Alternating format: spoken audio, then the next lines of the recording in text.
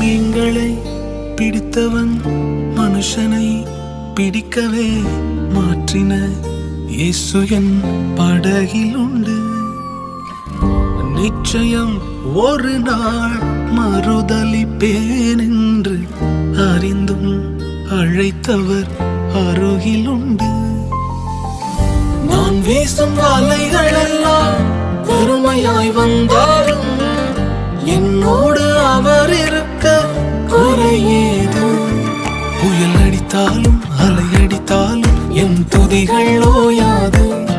கரை தெரியாமல் கண்ணலைந்தாலும் என் துதிகள் ஓயாது. என் நம்பிக்கை அவமானாலும் என் துதிகள் ஓயாது.